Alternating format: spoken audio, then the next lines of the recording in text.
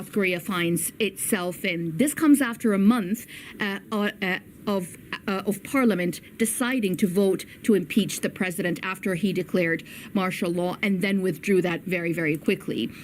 If the impeachment is upheld, then Yoon Suk-yeol is out of power, and that will trigger a snap election that will have to be done within 60 days. If it's not, if it's dismissed, he is reinstated and he is back in power. That will not go down well, neither with the opposition, not with many members of the public who again continue to gather outside his presidential palace, expressing their anger about what happened early December. But remember, apart from the trial, Yoon is also facing criminal investigations for alleged insurrection and abuse of power, both related to the martial law declaration on December 3rd. Investigators and the police are attempting for a second time to arrest the president. Today, there was a meeting between the police and a group from the corruption investigation office. They met with the presidential security service. What they're trying to do is they're trying to avoid another standoff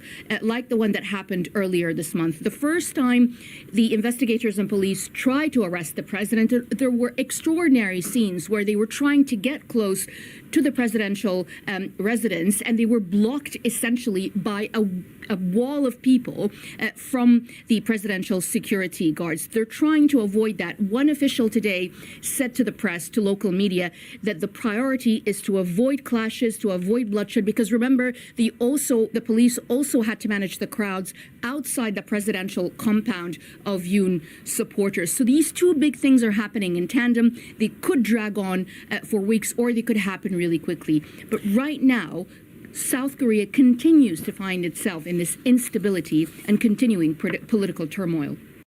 Iconic Europe. 17 days, just 4749, including flights with Holiday Max.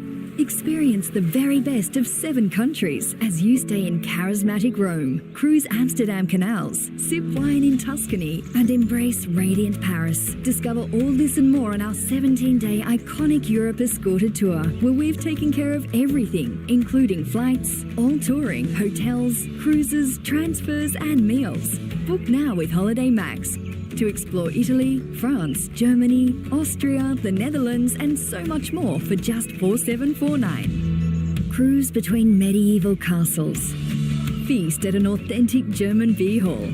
Discover quintessential picture-perfect villages and wander fairy tale towns.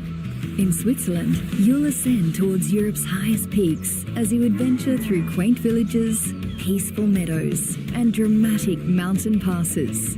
Tour France, exploring Burgundy's scenic countryside toward the City of Love, where you'll connect with timeless architecture, breathtaking monuments, and rich culture. Indulge in the Italian Dolce Vita as you explore the epicenter of the Roman Empire. Meander through ancient narrow laneways and timeless canals. Indulge in Venetian gondola rides and soak up Tuscan charm as we delve into the cradle of Renaissance culture on one of our unique walking tours. All of this and so much more is included in this incredible 17-day holiday. Discover iconic Europe, from the instantly recognizable to our special hidden gems, with Holiday Max's immersive luxury touring. Book now with Holiday Max. Maximize your holiday.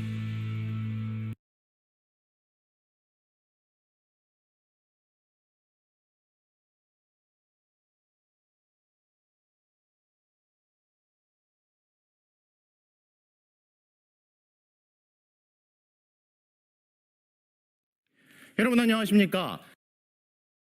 Let's turn to South Korea, where the impeachment trial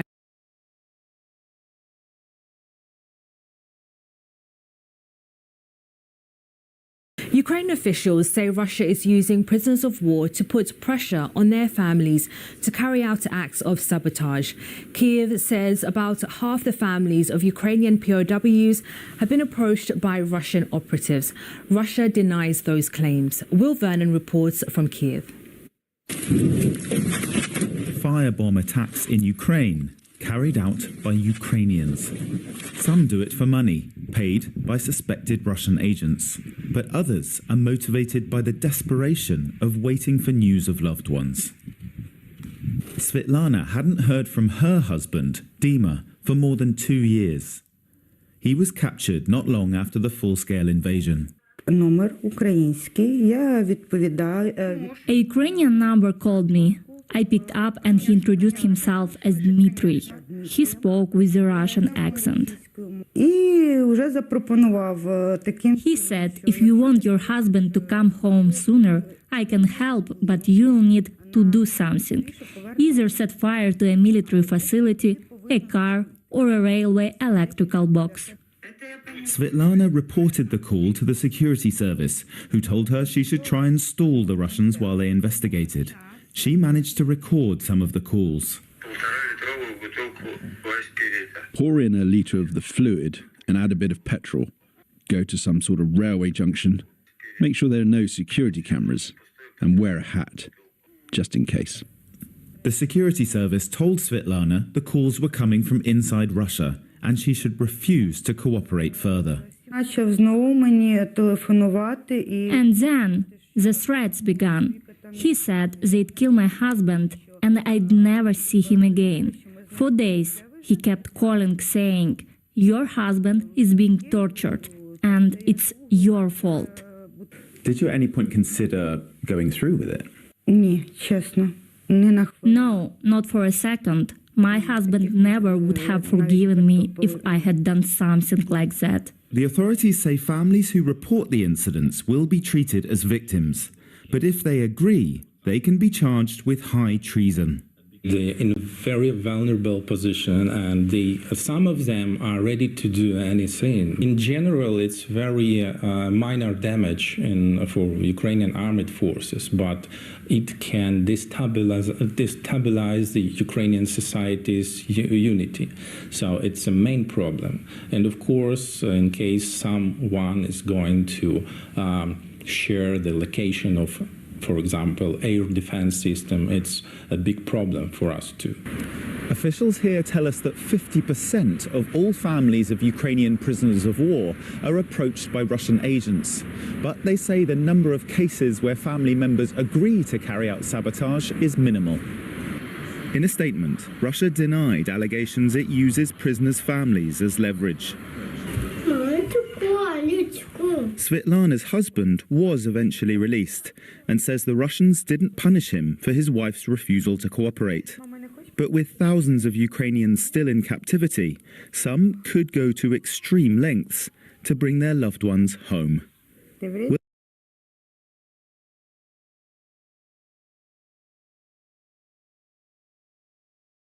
Let's go now!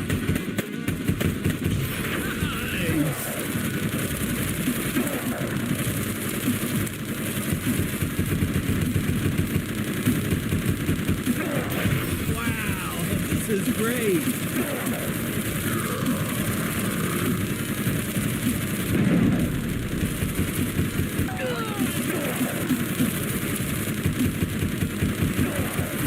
Firefighters in Los Angeles are warning that increasing winds could potentially result in explosive fire growth from the existing wildfires. The mayor of Los Angeles, Karen Bass, said they were preparing for any eventuality. At least 24 people are known to have died and more than 20 are missing. Some fires continue to burn out of control. Emma Vardy reports. The debris still smoulders. Thousands of acres of damage still untouched by recovery teams.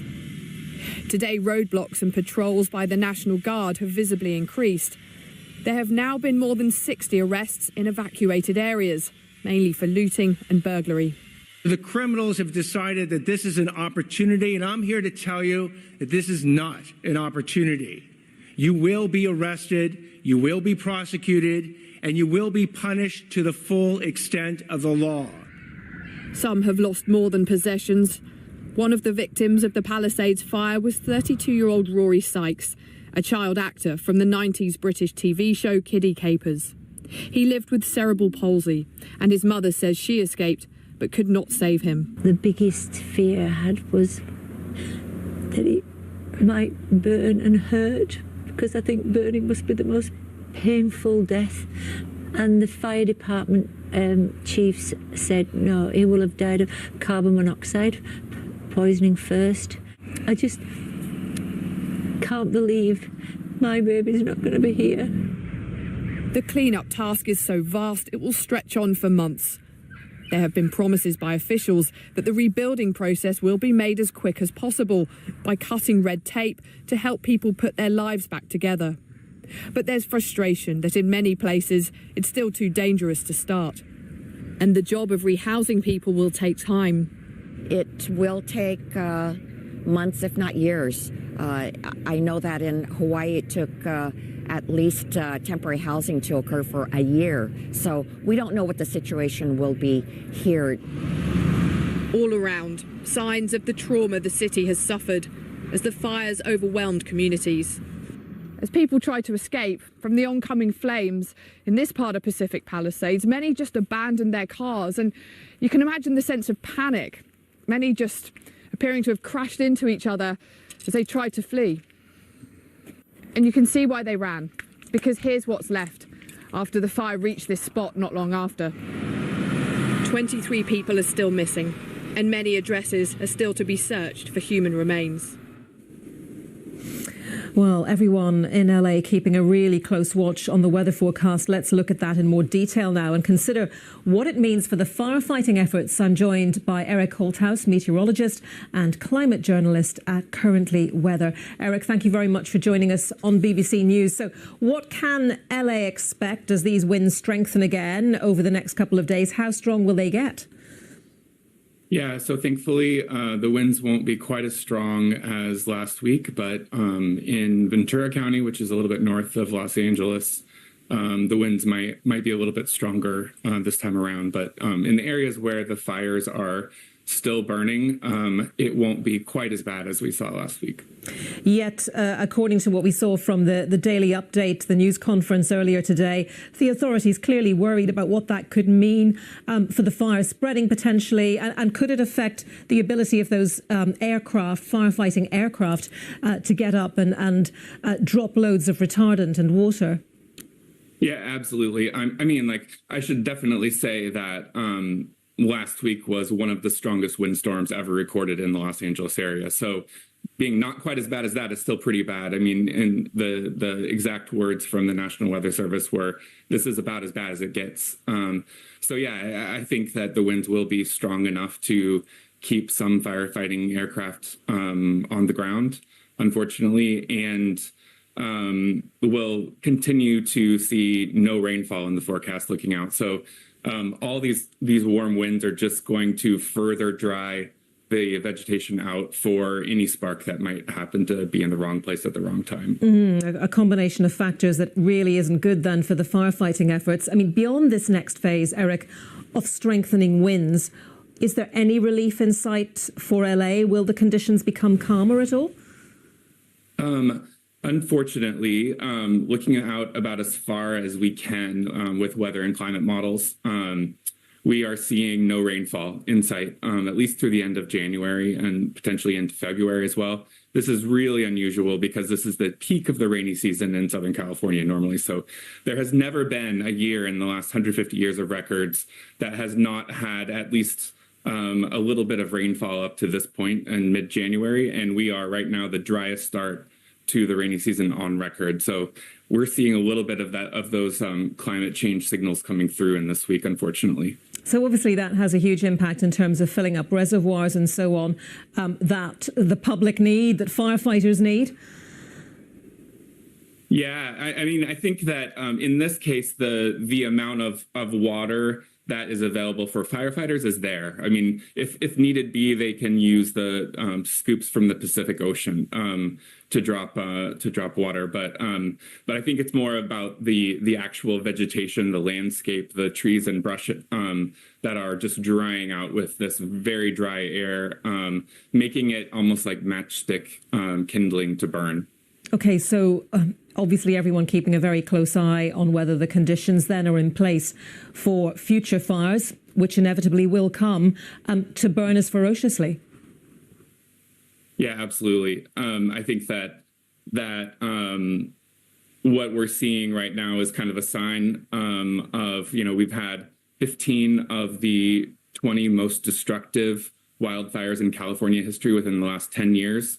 We're seeing that trend towards larger and more destructive fires as more people live closer into the mountains and to the brush.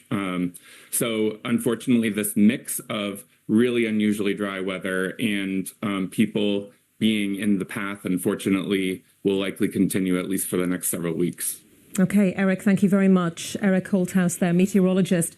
And in the next hour here on The Context, we'll be talking to a captain with the LA Fire Department about what he and his colleagues might be facing over the next couple of days.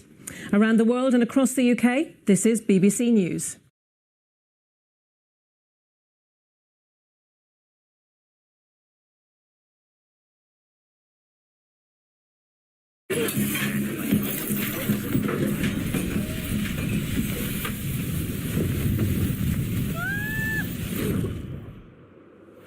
Now, imagine a place for your money where you're in control. Want to take it overseas? Go ahead. Down here, you can see the bigger picture. Imagine all that money possibility in your pocket. Revolut. Massive wildfires continue to burn out of control around Los Angeles, with more high winds forecast into tomorrow.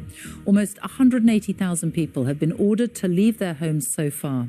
And this is what the flames are leaving behind. Entire neighborhoods completely destroyed, everything gone. Only the charred remains of trees have been left standing. The first fire to erupt was on Tuesday in the Pacific Palisades neighborhood. It spread rapidly. Look at how fast it moved in just 5 hours. It now covers more than 17,000 acres of land. That blaze alone is now one of the most destructive natural disasters in the history of LA. There are still 5 fires alight around the city. 2 of them, the Palisades and Hearst fires, are still 0% contained. They're out of control. You can see from this time-lapse of the Palisades fire just how quickly it spread, fanned by hurricane-force winds. And this is another neighborhood, Altadena. This satellite imagery shows the homes and buildings, street after street, completely engulfed. 5 people are known to have died, but the LA sheriff says that number will rise. Well, let's go straight to our correspondent, Emma Vardy, who is in LA. Emma. Well, fire crews are now into their 3rd day of fighting fires on many fronts, and authorities are beginning to look into what started them. Arson investigators, we're told, are now part of this, but authorities haven't drawn any firm conclusions just yet. Today, the fire's growth has been slowed down, but still, many parts of this city will never look the same again.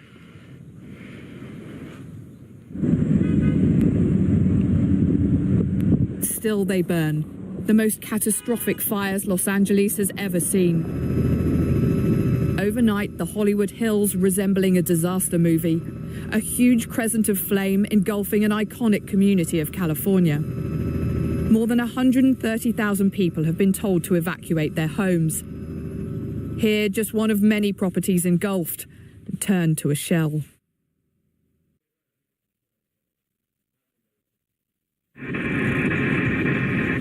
At least 5 major fires have been burning across Los Angeles County. The scale and spread has stretched firefighting crews on the ground and in the air. 16,000 acres and counting consumed by the inferno. One street filmed by a local resident moments before he left. I thought maybe I would be able to get some extra stuff that we didn't take and